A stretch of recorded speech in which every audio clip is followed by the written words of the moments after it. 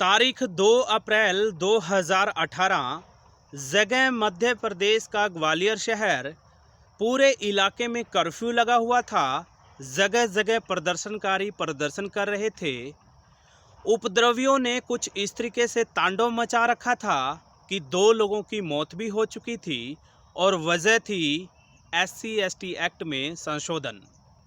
और उसी दरमियान 5 अप्रैल 2018 को एक खबर ऐसी आती है जो कि जंगल में आग की तरह पूरे इलाके में फैल जाती है।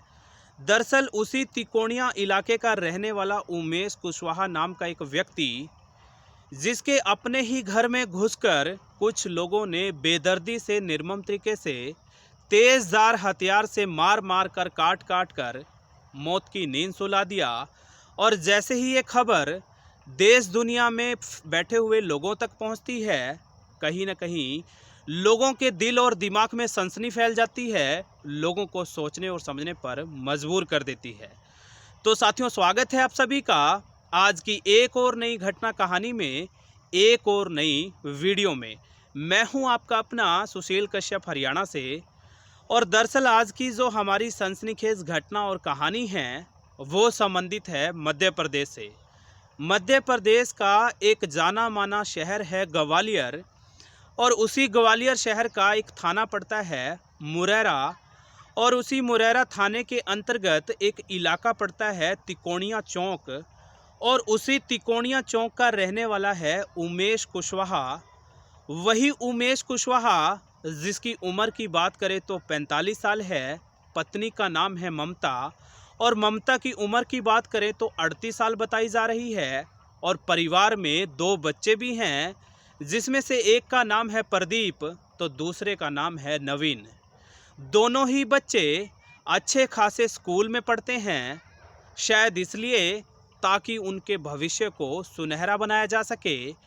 और जो उमेश कुशवाहा है वो सूरत की एक कंपनी में बतौर कर्मचारी काम करता है। मैं बात कर रहा हूँ 5 अप्रैल 2018 के सुबह लगभग 9 बजे का समय रहा होगा, क्योंकि रात को पारिवारिक लोग खा पीकर सो जाते हैं।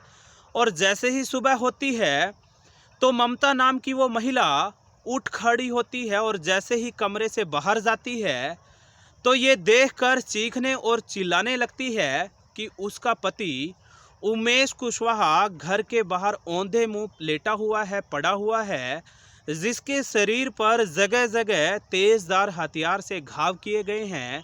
पूरा शरीर खून से लथपथ है। जानकारी अनुसार उमेश कुशवाहा की मौत हो चुकी थी, मौके पर ही उसने दम तोड़ दिए थे। और इस तरीके का नज़ारा देखकर ममता रोते बिलखते लोगों से निवेदन आग्रह करने लगती है, मदद की गुहार लगाती है। और आनन फानन में बहुत भारी तादाद में लोग वहां पर जुट जाते हैं, जमावड़ा लग जाता है। नज़दीकी थाने में तहरीर दे दी जाती है, और सूचना मिलते ही भारी पुलिस फोर्स अधिकारियों के नेतृत्व में उसी घटनास्थल पर पहुंच जाता है, और बारीकी से इस पूरे घटना कहानी की जांच पड़ताल शुरू कर दी जाती है। और चूंकि परिवार में ज़्यादा लोग नहीं थे, सबसे पहले तो पारिवारिक लोगों से जांच को शुरू किया जाता है। और कहीं ना कहीं ममता और उसके बच्चे ये स्पष्ट कर चुके थे कि साहब जी, मेरा और मेरे पति का किसी भी व्यक्ति के साथ कोई वैर रंजिश नहीं है, वैर विरोध नहीं है, भला हमारा दुश्मन कौन हो सकता है। कहीं ना कहीं पुलिस नज़दीक में जो CCTV कैमरास थे उन सबको खंगालना शुरू करती है, और आखिरकार इस नतीजे पर पहुंचती है कि रास्ते में पड़ने वाले एक भी CCTV में कोई भी व्यक्ति घर के अंदर या आसपास आता जाता हुआ नहीं दिखाई दे रहा है। कहीं ना कहीं पारिवारिक लोगों पर ही शक की नज़र जाने लगती है। शक की सुई ममता पर ही रुक जाती है, टिक जाती है।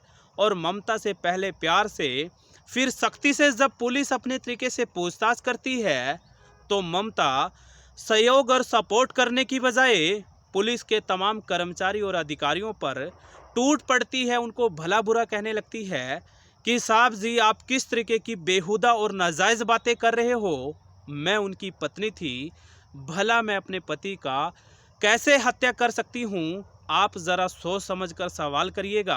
कहीं न कहीं ममता कोऑपरेट नहीं कर रही थी और पुलिस को भी ये लगने लगा था कि जिस भी मुजरिम के ऊपर वो शक करेंगे, उससे पहले उनको किसी खास पुख्ता जो सबूत को हासिल करना पड़ेगा, तब जाकर किसी के ऊपर आरोप प्रत्यारोप लगा सकते हैं।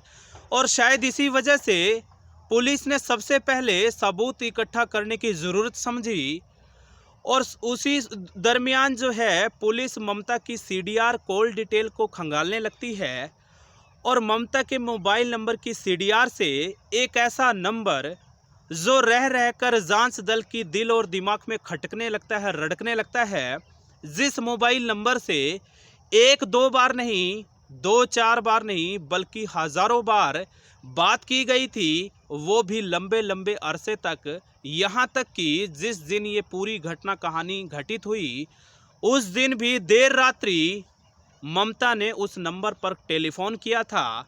और जब और ज़्यादा गहनता से जांच की जाती है तो वो मोबाइल नंबर गजेंद्र नाम के किसी अन्य व्यक्ति के नाम रजिस्टर्ड होता है।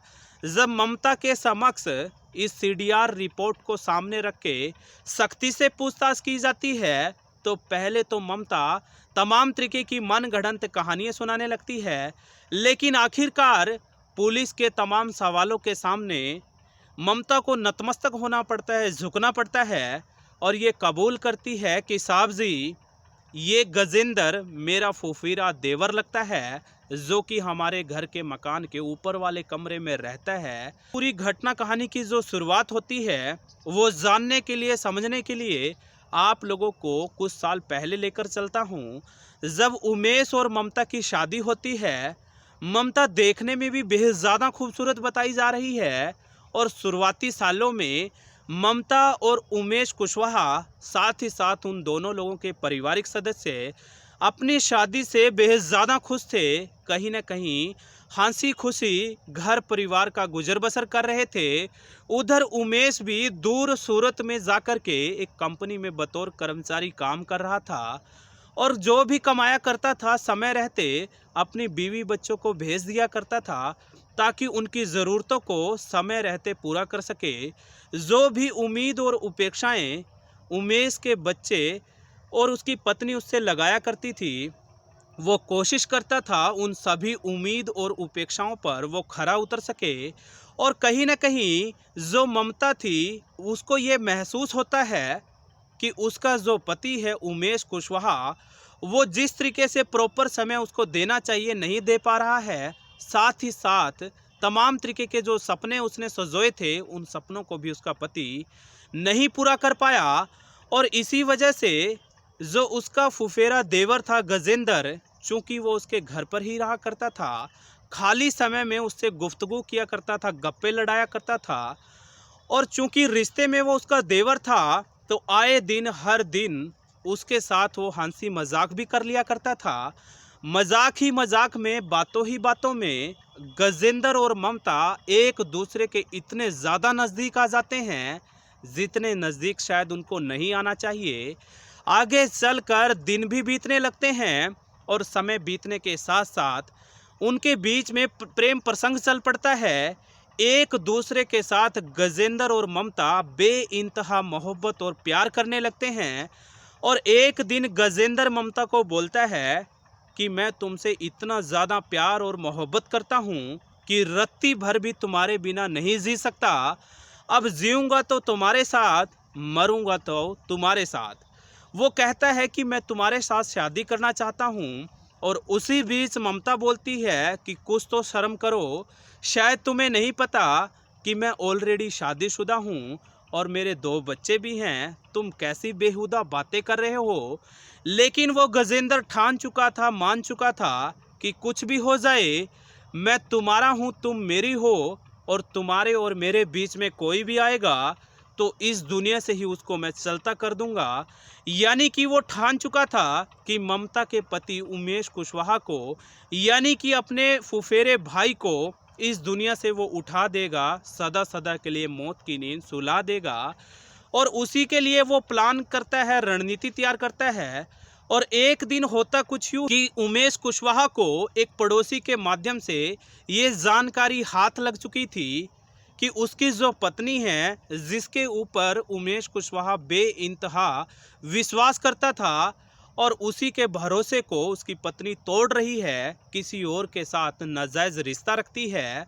उमेश कुशवाहा को उसकी बातों पर यकीन नहीं हो रहा था, उसके साथ भी वो अनर्गल बयानबाजी करने लगता है और उमेश बोलता है कि भाई साहब ज़रा अपनी ज़ुबान पर लगाम रखिए, आप किस तरीके की अनर्गल और बेहुदा बातें कर रहे हो।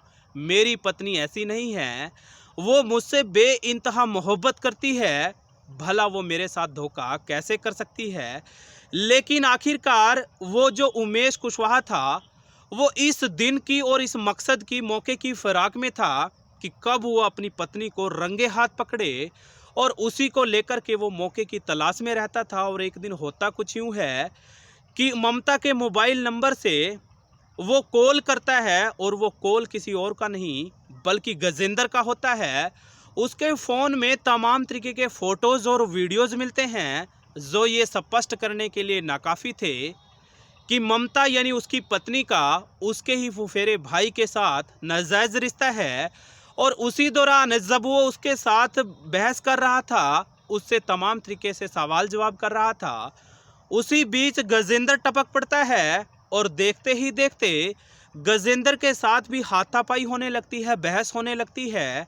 बहस तक और हाथापाई तक तो बात सही थी, लेकिन देखते ही देखते वो गजेंद्र और ममता का पति उमेश कुशवाहा एक दूसरे के जानी दुश्मन बन चुके थे, एक दूसरे को सदा सदा के लिए मौत की नींद सुलाना चाहते थे और नज़दीक ही रखी हुई एक तेजधार कुल्हाड़ी को उठाकर गजेंद्र जो है उसी उमेश कुशवाहा पर दे मारता है।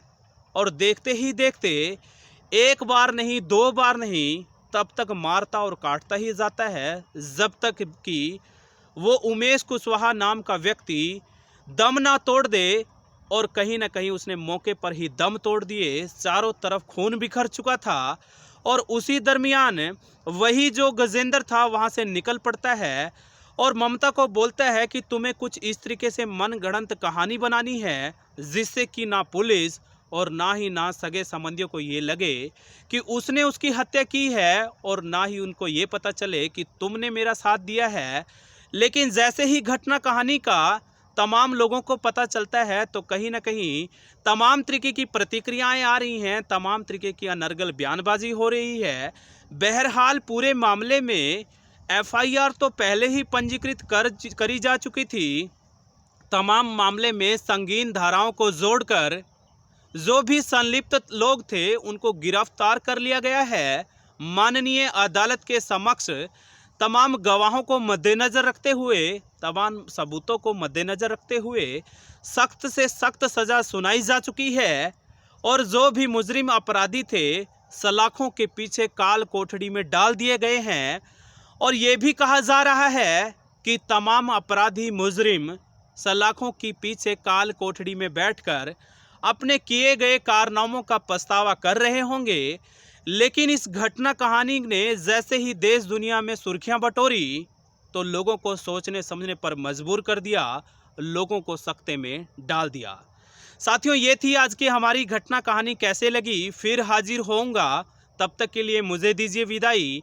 और आपको ये भी बताता चलूँ, इस तरीके की घटना कहानियों को सुना करके हमारा मकसद कोई आप लोगों को परेशान करना नहीं है, हमारा मकसद आपका या किसी और का दिल दुखाना नहीं है, बल्कि सिर्फ़ और सिर्फ आप लोगों को जागरूक करना है, सचेत करना है, ताकि इस तरीके की घटना कहानी आप लोगों की ज़िंदगी में घटित हो तो उससे पहले ही आप अपने आप को आगाह कर सकें, सचेत कर सकें। बहुत बहुत शुक्रिया, आप लोगों का धन्यवाद।